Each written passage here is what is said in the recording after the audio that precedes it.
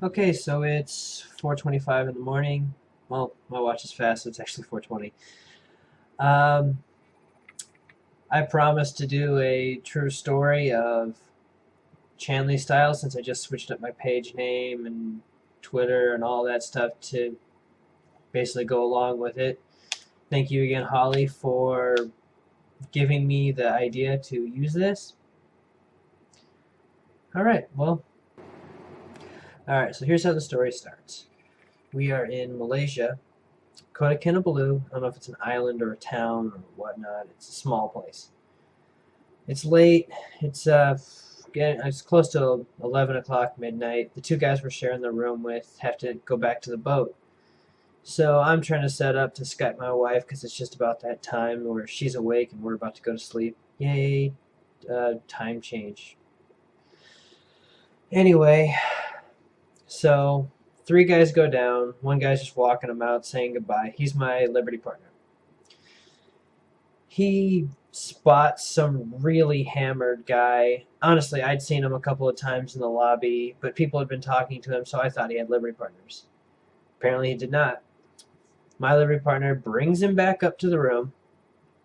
This dude's fucking shithoused. Doesn't even know his own name. You know, you'd think he can't remember or he's lying because who the fuck's gonna admit to who they are when they could get in trouble for how fucked up they are. But this dude was literally could like not stand. Anyway, he passes out. So I went through his pockets. I had to find out who the fuck he was. Oh, one side note. You might think, why would you go through another guy's pockets? You might touch something, you freaked out, whatever. It didn't matter. This kid was so stylish. His fucking pants were at his knees anyway. Got his name. Wanted to know who his Liberty partner was or whatnot.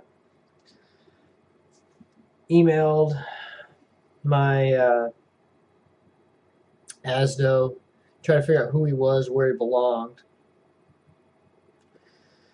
While this is all going on, my Liberty partner decides he's just going to go to sleep because he's shithoused. I'm the sober guy. I couldn't drink anyway. I was on INH medication. Okay, so while this dude's passed out on the tile floor with his ass in the air, sleeping like a toddler, I decided I'm going to go take a leak.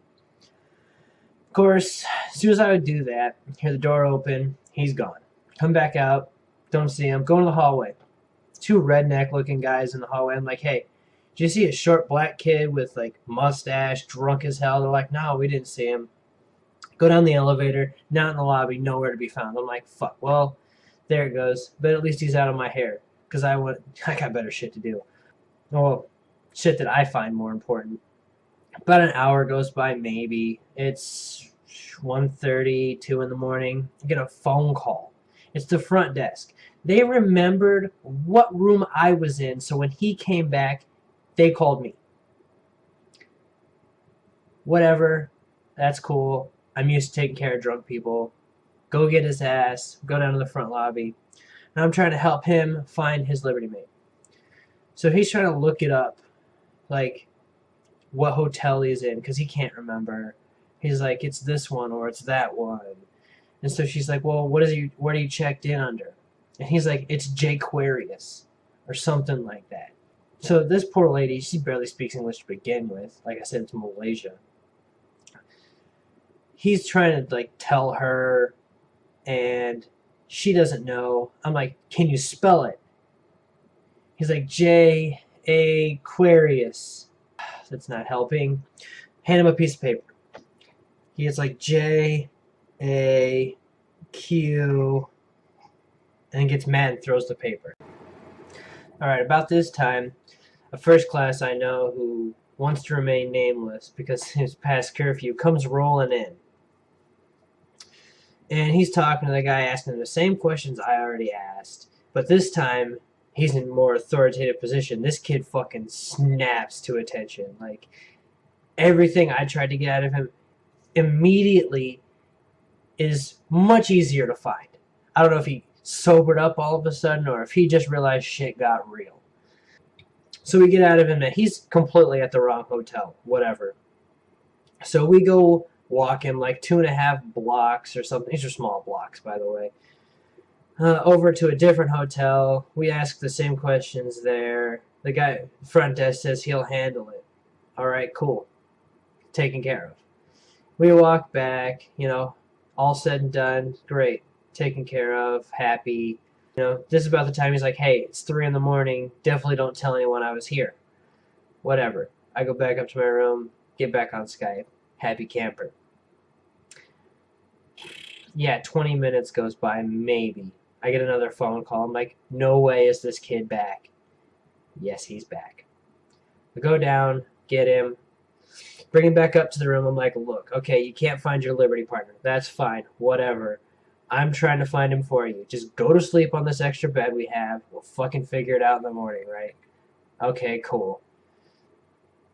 By this time, it's about 5 in the morning.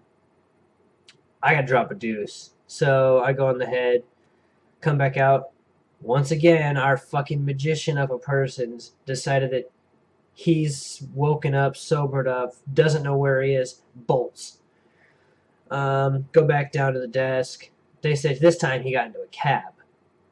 All right, whatever. He's gone. I couldn't follow through. Not a big deal, I guess. Maybe he ended up where he needed to be. So I go back up. I go to sleep. All of a sudden, it's noon, maybe. People come pouring in my room. Well, not people, just the two guys we were on Liberty with. They're like, Chandlee, what did you do? You rescued some guy last night? Blah, blah, blah, blah, blah. Apparently, my CMC and my CO got wind of what I had done. Sent out these mass emails, started this whole campaign. And I didn't even do anything that great. I tried to help someone. Didn't even successfully bring him back to the boat. But apparently that my minuscule attempt at helping someone was the best thing I could have possibly ever done. I'm the kind of guy who doesn't want to be above the radar or below the radar. I just want to stay in the middle. So do a few good things. That way if I get in trouble, it brings me back down. This brought me way out into the spotlight. More than I ever really wanted.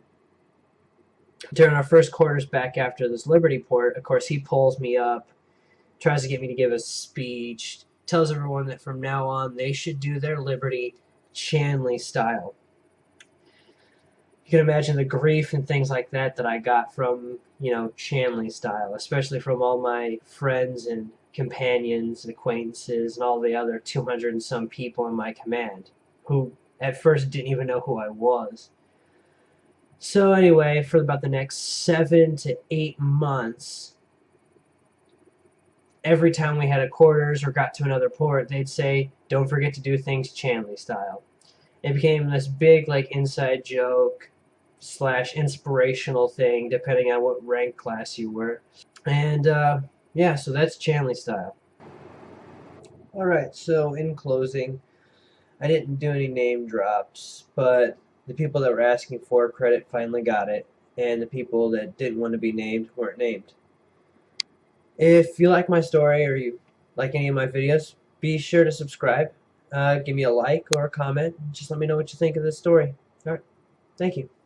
Bye.